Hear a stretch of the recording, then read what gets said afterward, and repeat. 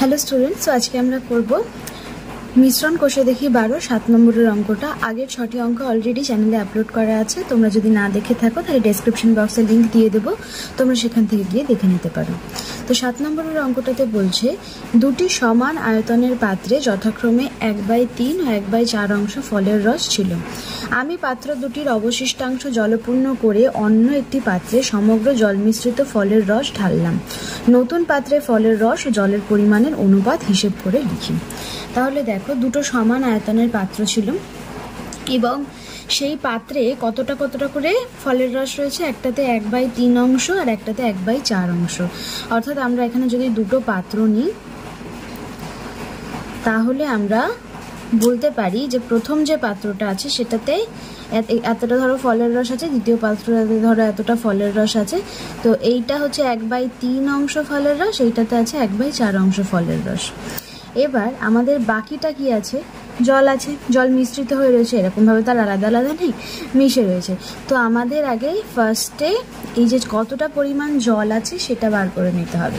কি করে বার করব, আমরা ধরে নেব যে সম্পূর্ণ যে ফলের রস সেটাকে আমরা 1 ধরে নিই, আমরা সম্পূর্ণ অংশকে 1 অংশ ধরে নিই। 1 থেকে যদি আমরা ফার্স্টে 1/3 বাদ দিই তাহলে প্রথম পাত্রে কতটা জল আছে সেটা বার করতে পারবো। তারপরে যদি 1 থেকে 1/4 বাদ দিই তাহলে দ্বিতীয় পাত্রে কতটা জল আছে সেটা আমরা বার করে নিতে পারবো। তাহলে দেখো, প্রথমে তোমরা যেটা লিখবে সেটা হলো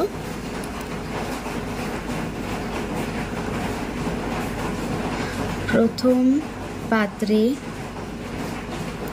ফলের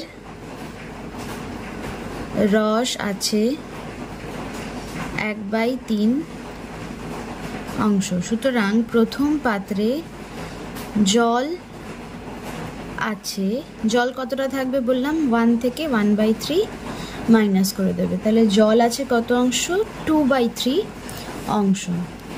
এরপর দ্বিতীয়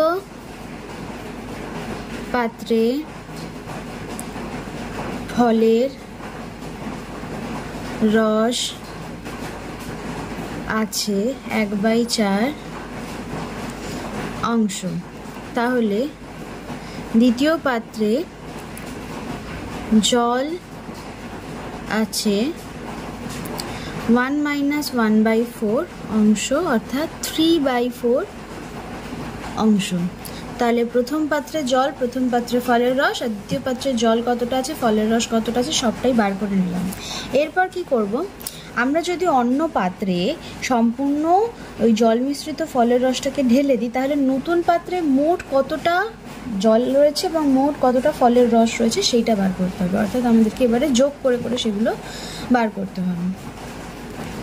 তাহলে লিখবে অন্য একটি পাত্রে সম্পূর্ণ জল মিশ্রিত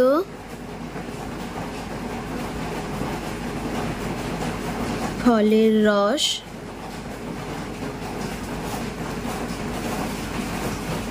ঢালা হলে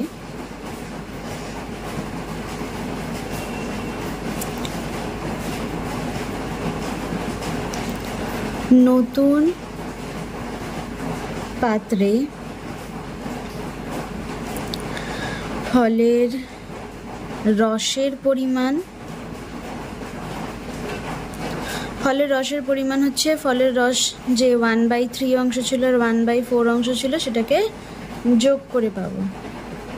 3 আর 4 লসাগু করলে হয় 12, তাহলে ওপরে 3-এর সাথে 1-এর সাথে 3 গুণ, 1-এর সাথে 4 গুণ হবে তাহলে 4, আর এখানে 1-এর সাথে 3 গুণ হবে তাহলে 3, 7/12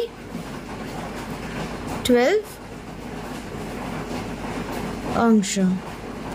এবারে আমরা বের করব জলের পরিমাণ।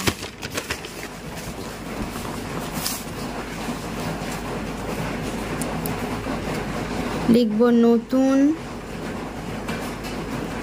পাত্রে জলের পরিমাণ, এক্ষুনি আমরা বার করলাম প্রথম পাত্রে জলের পরিমাণ 2/3 আর দ্বিতীয় পাত্রে জলের পরিমাণ 3/4।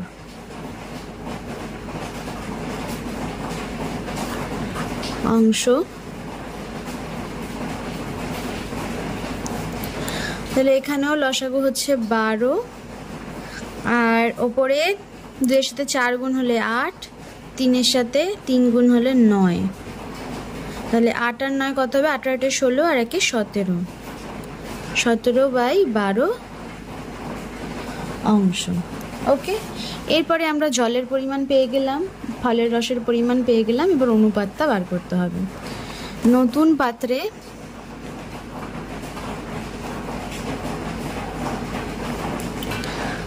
ফলের রস ও জলের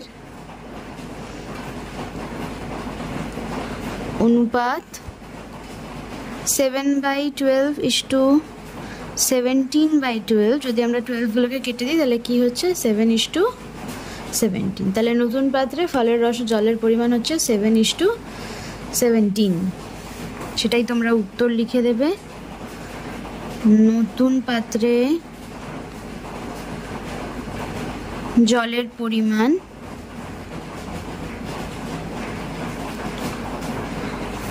নতুন পাত্রে ফলের রস ও জলের অনুপাত